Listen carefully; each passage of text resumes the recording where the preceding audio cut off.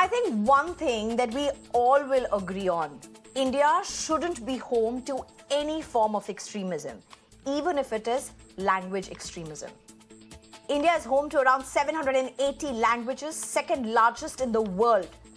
And the beauty really is that we coexist mostly peacefully, with no linguistic, geographical barriers coming in our way or coming in way of our aspirations, the Indians' aspirations.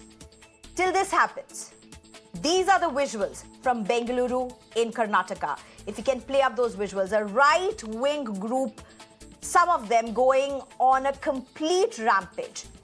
Right-wing pro-Kannada groups forced closures of malls, ransacked hotels, shops, because they did not find Kannada nameplates. Even office buildings, corporations and factories, particularly multinational firms, were not spared, vandalizing and altering non-Kannada signboards and nameplates. Even ambulances remained stranded, stuck in traffic amid all this hooliganism.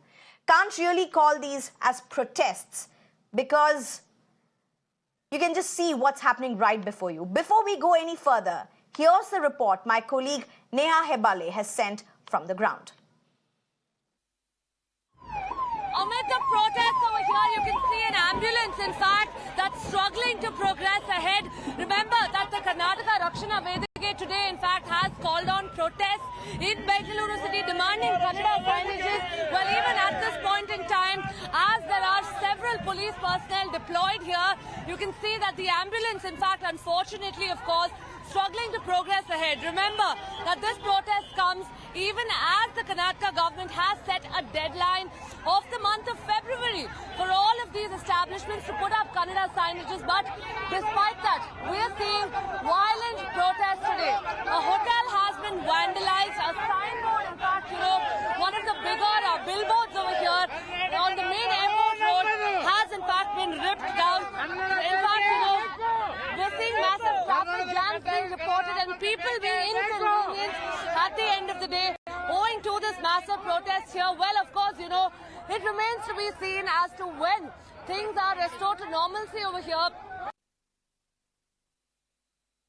Very disturbing visuals, and as our reporter Neha was just confirming, these were absolutely violent protests. Why has all this happened?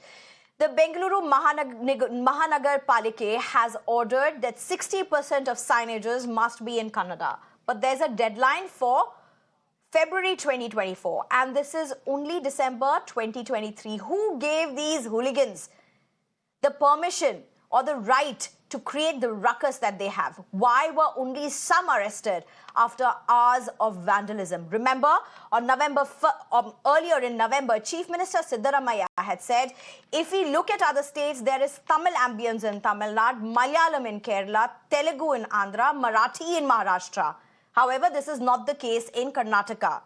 There is a need to change the mindset that one can transact in Karnataka without learning Kannada and to make Kannada ethos deep-rooted. Now, far-fetched imagination also, I would assume that the Chief Minister would not have meant all this that really unfolded today. But it has. Isn't this nothing short of linguistic extremism or language extremism? I'm being joined by my guest right now. We have Indrajit right now, and he's a migrant worker. Very important to get his perspective. We'll go to him first, but let me introduce the others as well. We have Vijay Prasad, who's a BJP spokesperson, Bhavya Narasimhamurthy, who's a Congress spokesperson, as well as Professor Ani Kumar, who's a sociologist. Thank you very much for joining us. But पहले इंद्रजीत, मैं आपके पास आती हूं. आप देख रहे हैं कि क्या तमाशा हुआ है आज कर्नाटका में, कैसे लोगों ने इतना तमाशा मचाया है कि वहां पे कन्नड़ा में बोर्ड्स होना चाहिए, नहीं है करके वहां पे तोड़फोड़ किया है. आप कितने सारे स्टेट्स में जाके काम करते हैं, आप केरला में भी गए हैं, साउथ में बाकी स्टेट्स में भी गए हैं, आप अभी महाराष्ट्र में हैं. आपका क्या कहना है कि अगर लोग जोर जबरदस्ती करें कि वहां का लोकल लैंग्वेज जानना ही चाहिए?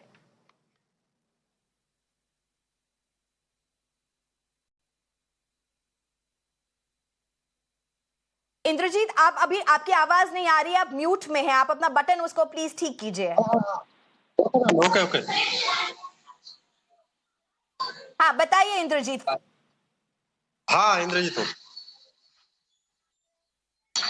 हेलो। हाँ बताइए, आप सुन रहे थे, आपको क्या बोलना है जो इतने सारे जगहों में लोग बोल रहे हैं कि हमारा लैंग्वेज आपको सीखना बहुत जरूरी है कि आप कन्नड़ा सीखें, जरूरी है कि आप बाकी लैंग्वेजेस सीखें। आपको क्या कहना है? आप तो बाकी काफी जगह में जाके काम करते हैं। मैं वो बात नहीं बोलना चाह रहा हूँ मैम। मेरा बोलना है कि पूरा स्टेट में, पूरा मुंबई, केरला, तमिलनाडु, कर्नाटक जितना है, पूरा को हिंदी भाषा सीखना चाहिए। मैं ये नहीं बोल रहा हूँ कि मैं बंगाली बोल रहा हूँ तो बंगाली हर स्टेट में होना चाहिए, ये नहीं बोल रहा हूँ। लेकिन मातृभाषा जितना है, हम लोग का भाषा जो है पूरा स्टेट में हिंदी भाषा होना चाहिए। मान लो कि कर्नाटक चला गया मैंने, तो कर्नाटक इंद्रजीत, जाके उन लोग लेकिन ये अगर तो फिर से एक और दूसरा एंगल हो गया ना कि हिंदी सीखना चाहिए सब लोग। हिंदी मातृभाषा नहीं है, हिंदी एक ऑफिशियल लैंग्वेज है। ये हम लोग, जैसे आप केरला में काम कर रहे थे, आपके बहुत सारे साथी हैं वहां पे, मलयालम जानते हैं, कन्नड़ा में जाते हैं, कन्नड़ा में काम करते हैं। वहां के लोग यूपी बिहार में जाएंगे तो वहां का सीखेंगे, दिल्ली आएंगे तो हिंदी सीखेंगे। वही तो होना चाहिए। आपका क्या मानना है? नहीं, वैसा कैसे होगा मैम? पूरा पूरा स्टेट का भाषा थोड़ी कंफ्यूज हो जाता ना। मान लो कि केरला में रह के आया हूँ मैं 7 साल। मेरा 7 साल रुक के भी मेरे को भाषा बोलना नहीं आता है। अगर उन लोग अगर जबरदस्ती करेगा कि हम लोग का भाषा सीखना पड़ेगा तो ये मुमकिन है ना। हम लोग काम करने के लिए जाता है, लेकिन भाषा अगर सीखना मुमकिन नहीं पड़ेगा। है, पर आप क्यों जबरदस्ती कर रहे हैं कि हिंदी सीखना चाहिए? आपका भी तो जबरदस्ती है। मैं जबरदस्त नहीं कर रहा हूँ। मैं ये बोलना चाह रहा हूँ कि पूरा अगर आदमी को अगर थोड़ा थोड़ा भी हिंदी अगर मालूम पड़ेगा ना, तो आदमी को मुश्किल नहीं होगा ना। मान लो कि मुंबई, दिल्ली, केरला में भी बहुत आदमी हो गया। केरला में बहुत आदमी हो गया, हिंदी सब ठीक कुछ है सबको इंद्रजीत, आता थैंक यू वेरी मच। आप हमारे साथ जुड़े, आपने ओपिनियंस बताए, आप इतने सारे जगह में जाके काम करते हैं। Vijay Prasad, let me just get you at this point. You've seen what really has happened. You've also heard the migrant worker here. You've seen what's happened in Karnataka today. What do you have to say? Your first comments, just 1 minute. This is the introductory remarks. Very good evening, Sneha. See, I would like to divide my debate into two parts. See, in the part one, I would like to categorically say that BJP supports Kannada as language in Karnataka. There is no two question about it. And we support Kannada as a language, and that put to rest what's our stand. Now, let me come to the part two of the debate. See, this looks like a Congress-sponsored hooliganism and rowdyism. Nowhere. If you look into the law and order situation as of today in Karnataka, it has totally gone haywire. Congress is not able to control the law and order situation in Karnataka. Okay. So, thank you for your opening remarks. Let me also get Bhavya Narasimha Murthy right now. Sir, I'll come back to you. It's your opening remarks. Yeah. Let's just keep it short so everybody gets to open. No. Yeah, let me hear it out. See, now the main issue is whenever Congress is cornered, whenever the Congress feel that they feel the heat, they try to deflect the situation from like this. And see, Congress of late, they have very smart. Just hold your thought there. We've got your point. Let me get in the Congress to react. I will get back to you, sir. I will get back to you. Ms. Bhavya Narasimha Murthy, you've seen... No, sir, I will get back to you. There's a whole course of debate left, sir. Don't worry. I'm just getting everybody's introductory remarks. Bhavya Narasimha Murthy, you've seen what really has unfolded today in Karnataka. It's baffling beyond words. What is Congress stands on this? You know, it's important as a Kannadiga myself. Yes, it is very important as a national party who encourages diversity, who respects the heritage of any state and every state and the language of the state. Congress party has taken a very good decision of making this mandatory for every board to have 60% of Kannada, in all the commercial boards.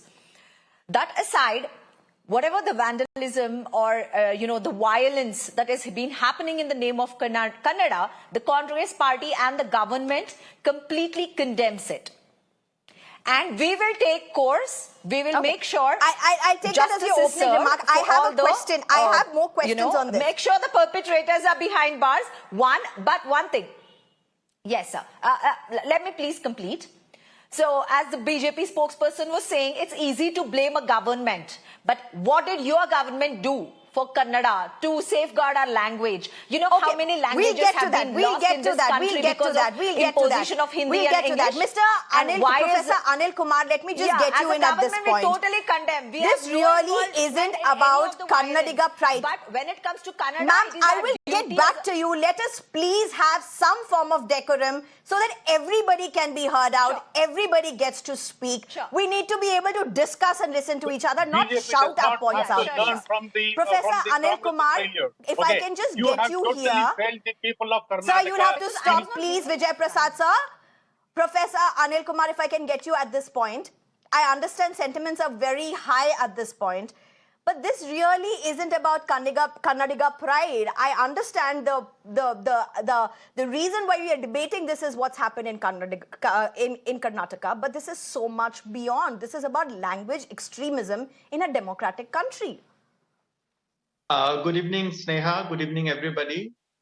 My take, first of all, I'm trying to look at this problem as a sociological problem. I have nothing to do with what politics is talking about.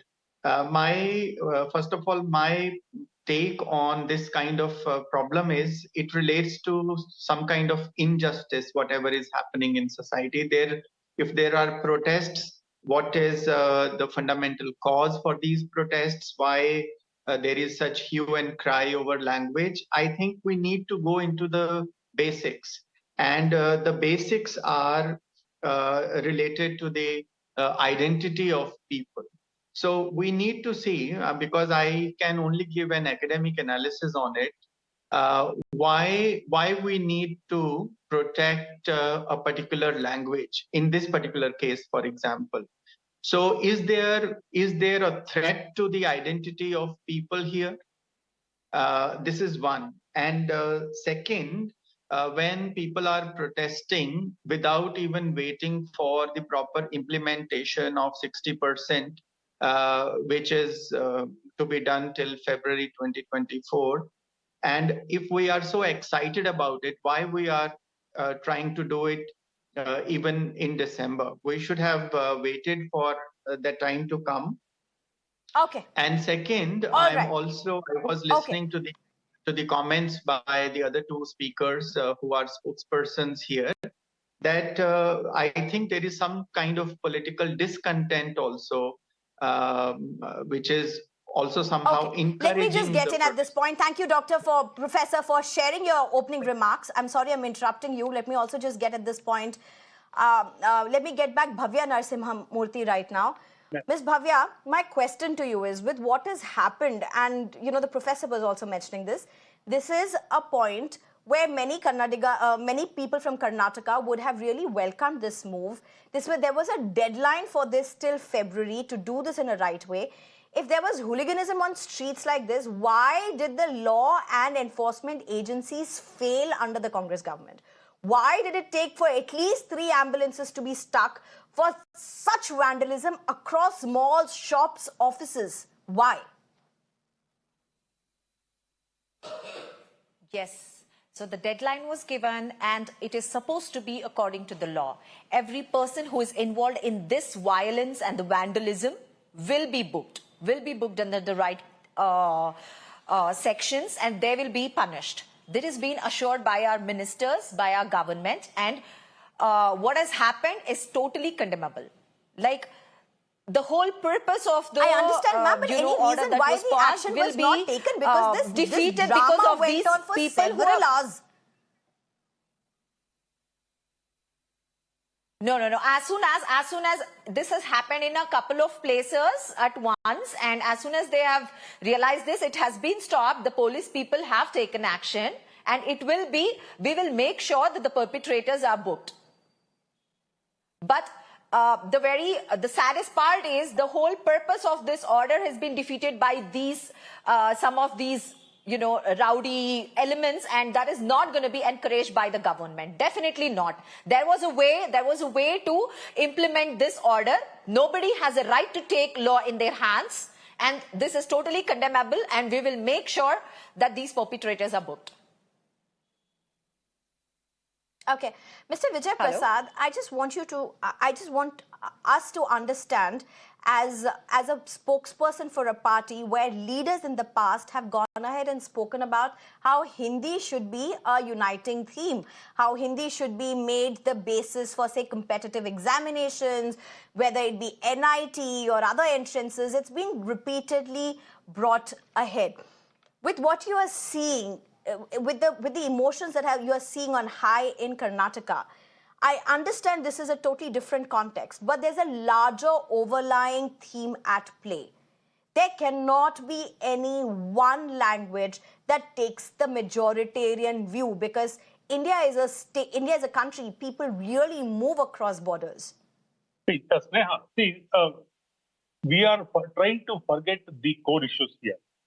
When the same Congress government, when they came to power in Karnataka in May 2023, they said moral policing will not be allowed. We will take care of the moral policing. Today, exactly this is what the Congress has allowed, the moral policing to bring down the image of Karnataka. That is one thing. The second thing is the Congress government has totally failed the people of Karnataka, and there is no law and order situation in Karnataka. There is no lawlessness.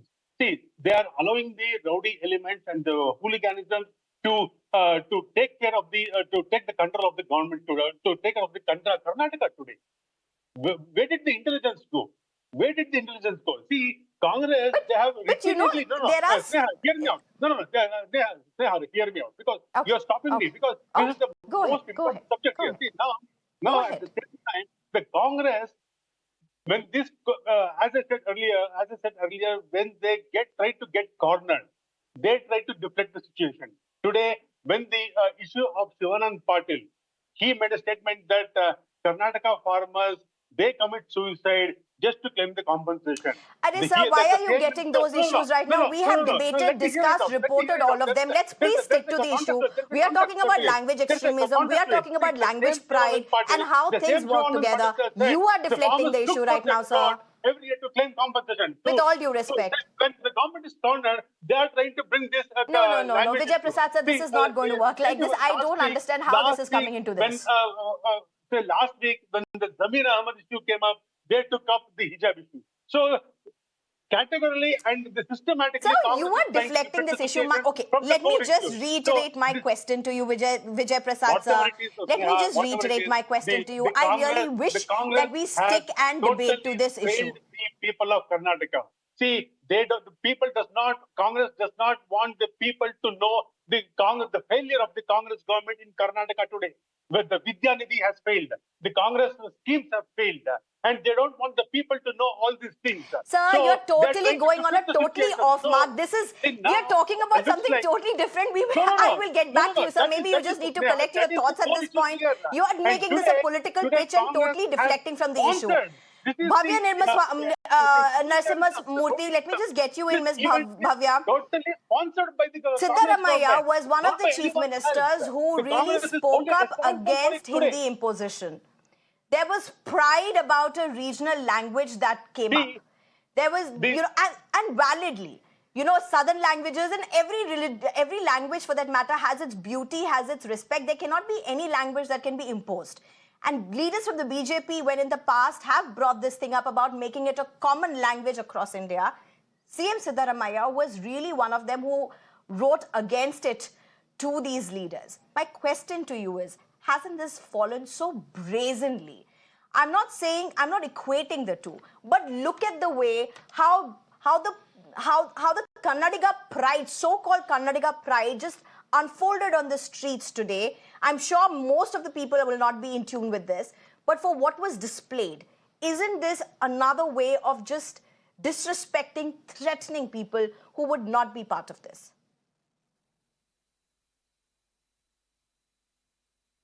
The pride of 7 crore Kannadigas cannot be disgraced by a bunch of hooligans, right?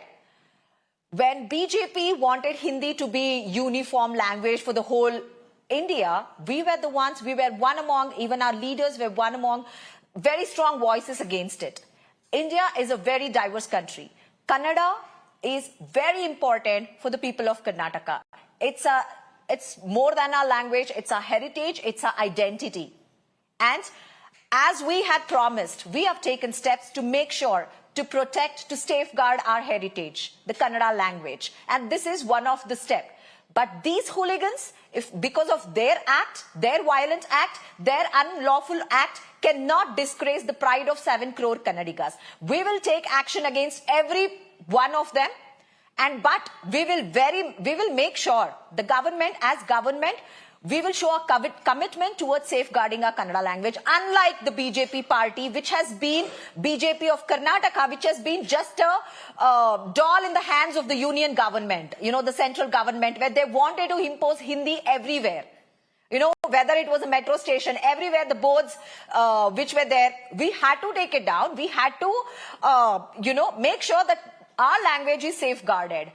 Karnataka, if you ask people from anywhere Professor, in India, we have been very friendly people for everyone across. Okay. These kinds of incidents has definitely is a disgrace, but not for the pride of Karnataka people. These hooligans will be booked. Their unlawful activities Get will your point, be, ma'am. Let me just get Professor they will be Anil Kumar punished to for comment that. at this point. We can assure as Professor a government. Anil Kumar, one of the reasons for states to be formed in India is also language. The commonality of language, about how they feel that their language needs to be preserved. In fact, Tamil Nadu has a huge history of how language has been the center focus of their identity, or even other states for that matter. If you look at West Bengal's history for that matter. Now, when we talk about these things, and you have these protests, violent protests in today's India, in 2023's India, is this going to derail what one really calls a global India, where everybody is part of the larger growth story? Yeah, I think, Sneha, in the beginning only I was giving two different perspectives. One with regard to any language, and second with regard to these protests which are going on. Of course, we understand that in this stage of human society in 2023, in the 21st century, we are talking about globalization, and where people are looking for opportunities outside their native land. So it becomes essentially relevant not just to carry our mother tongue, mother language, but also to learn other languages that exist in the surroundings or in the world anywhere. But the problem is that when people are becoming intolerant to that? Are we becoming intolerant to learning other languages while it is becoming a necessity actually in terms? Please let me finish. What I was saying, that in 2023, if we are reacting the way people are reacting in Karnataka right now, I think there is a confusion. We need to understand whether people are dissatisfied for some other reasons, because the youth or even the people in any state today, they are looking for employment, and they are looking for stability in their life. So has any government been able to provide all those basic facilities to people so that they stay calm? Because this could not be the only reason where people suddenly come on roads and start fighting for their regional language. And second, of course, protests of any kind, they show the nature of a particular society. And living in 2023 in India, particularly when we are discussing Viksit Bharat at 2047, at the same time, we are not progressing towards any development if we are doing such kind of protests on streets. Absolutely. So I think there's no two thoughts about it. Yeah, so we should also float a message to the entire world that we need not to fight over. Of course, in India, where there are 780 languages. Professor, we're very short on time. Let me just get in Vijay Prasad again. Vijay Prasad, sir, I have a big request. Please don't derail the discussion. Please don't go into other issues. Stick to this issue, sir. I'm not derailing. Please go ahead. I am not deflecting this like Congress. Please stick to this issue. the main issue is the Congress idea of brand Bengaluru. The Congress idea of brand Bengaluru has finally unraveled in Bangalore today on the streets of Karnataka through their incapacity to follow the government, form the government, and incapacity to control the law and order situation in Karnataka. So today, the brand Bengaluru, the city Bengaluru, and the state Karnataka name has finally, through the Congress government, they have tried to tarnish that image. And Congress has Which, Professor, one question: again, do you think that any form of language imposition in an extreme manner can only hurt the interests of India, whether it be a regional language or whether it be Hindi? Sneha, in Karnataka, Kannada is the supreme language. Do we have any other doubts? No, I'm talking larger. I'm talking the India story, not the Karnataka story. No. See, we are talking about Karnataka. See, in Karnataka, Kannada is the supreme language. No, we're talking about India story. We're talking about languages, not just Kannada. No. Today, the main issue that we are talking about is the language of Kannada. So in Karnataka, Kannada is supreme. Okay. So there is no second thought about it, no ambiguity on it. We are very clear on it. But the issue what we are here, the government here, the incumbent government in Karnataka, they have totally failed the people of Karnataka, and they have allowed these hooligans to rampage the city of Bangalore and permanently tarnish the image of Karnataka and Bangalore. This shows the inept of the government today, Sneha. We are totally hurt. Okay. All right. Sir, I have to wrap this. I will give exactly 30 seconds each to the other two. Bhavya, first to you, please. 30 seconds. I really have to wrap after that. Yeah. I'm not sure whether the BJP spokesperson is from Karnataka, but let me tell him, Bengaluru, before degrading our city or my state, our state has been giving opportunities to people from across India. There are two main reasons why people from across India seek Bengaluru to find opportunities and build their life. One, the people who are friendly here. Two, the climate of Bengaluru. Let me tell you, before degrading my city, Bengaluru was made the Silicon City of Karnataka of India by the Congress party during S.M. Krishna when he was the chief minister, right?